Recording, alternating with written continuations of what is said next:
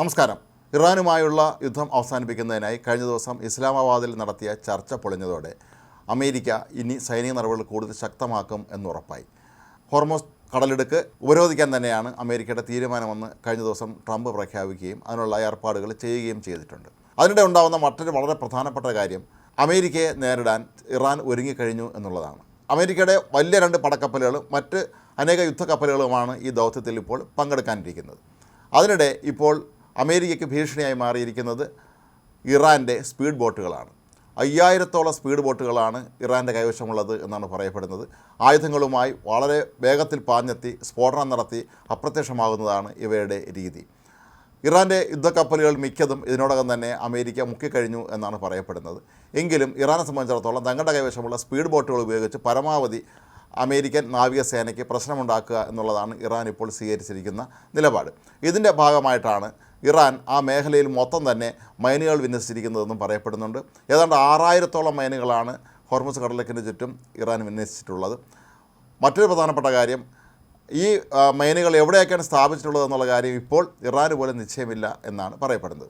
അതേസമയം അമേരിക്ക ആകട്ടെ ഇറാനെ ഒരു പാഠം പഠിപ്പിക്കാൻ തന്നെയാണ് ഇപ്പോൾ ഇറങ്ങി പുറപ്പെട്ടിരിക്കുന്നത്.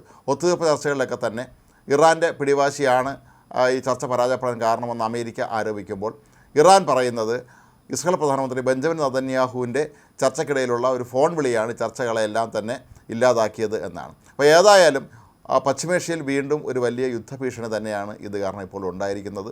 ജനങ്ങളാകെ തന്നെ ഭീതിയിലാണ്. ഈ 2 രാജ്യങ്ങളും തമ്മിലുള്ള ഏറ്റുമുട്ടൽ, അതിൽ ഇസ്രായേൽ കൂടി പങ്കുചേരുമ്പോൾ അതൊരു മഹായുദ്ധമായി മാറുമോ എന്നാണ് എല്ലാവരും ഇപ്പോഴും സംശയിക്കുന്നത്.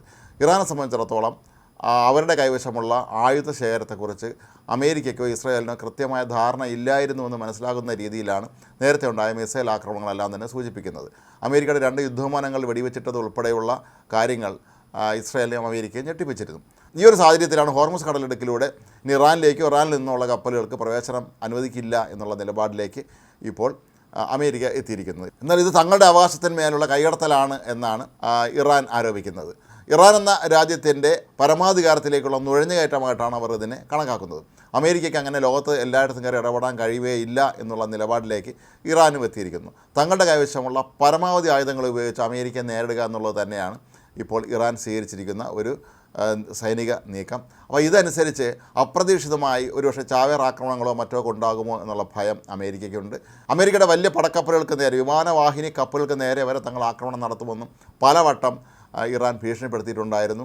പക്ഷേ അതെങ്ങനെയാണ് എന്നുള്ളതാണ് ഇപ്പോൾ അവരെ അമ്പരപ്പിക്കുന്നത്.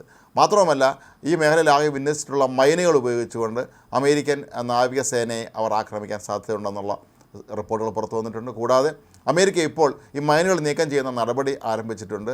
ഇതിനായി കടലിനടിയിൽ പ്രത്യേക ഡ്രോൺ സംവിധാനം ഏർപ്പെടുത്തിക്കൊണ്ട് ഈ മൈനുകൾ നീക്കം ചെയ്യുന്ന നടപടി ഒരു വശത്ത് പുരോഗമിക്കുന്നുണ്ട്.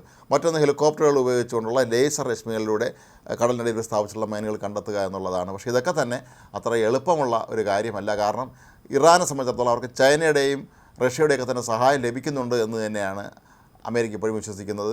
ചൈനയും റഷ്യയും തങ്ങളുടെ സാങ്കേതിക സംവിധാനങ്ങളെല്ലാം ഉപയോഗിച്ചുകൊണ്ട് അമേരിക്കൻ സേനയുടെ നീക്കങ്ങളെല്ലാം തന്നെ കൃത്യമായി ഇറാനെ അറിയിക്കുകയാണെങ്കിൽ അത് അവർക്ക് കൂടുതൽ ബുദ്ധിമുട്ടുകളുണ്ടാക്കും എന്നുള്ള കാര്യവും അമേരിക്കയ്ക്ക് നന്നായിട്ട് അറിയാം. പക്ഷേ ട്രംപിനെ സംബന്ധിച്ചിടത്തോളം ജയിച്ചേ മതിയാകൂ. അദ്ദേഹത്തിൻ്റെ പിടിവാശി ഈ കാര്യത്തിൽ ഇപ്പോഴും പ്രകടമാണ്. എന്തൊക്കെ കാരണങ്ങൾ കൊണ്ടാണ് ഈ ചർച്ച പരാജയപ്പെട്ടത് എന്നുള്ളതിനെ സംബന്ധിച്ച് വിവിധ വാർത്തകൾ പുറത്തു വരുമ്പോൾ പോലും ട്രംപ് ആകട്ടെ ഇപ്പോഴും തൻ്റെ നിലപാടിൽ ഉറച്ചു നിൽക്കുകയാണ്. അതായത് ഇറാൻ ഒരു ഭീകര രാഷ്ട്രമാണ് എന്നും അവർ ആണവായുധം നിർമ്മിക്കാൻ തയ്യാറെടുക്കുകയാണെന്നൊക്കെയുള്ള ട്രംപിൻ്റെ പഴയ ആരോപണങ്ങളിൽ തന്നെയാണ് അദ്ദേഹം ഇപ്പോഴും ഉറച്ചു നിൽക്കുന്നത്. പക്ഷേ അമേരിക്കയിൽ വലിയൊരു വിഭാഗം ജനങ്ങൾ ഇപ്പോൾ ഇക്കാര്യത്തിൽ ട്രംപിന് എതിരായി മാറിക്കൊണ്ടിരിക്കുന്നു എന്നുള്ള കാര്യവും ഇവിടെ ശ്രദ്ധിക്കേണ്ടതാണ്.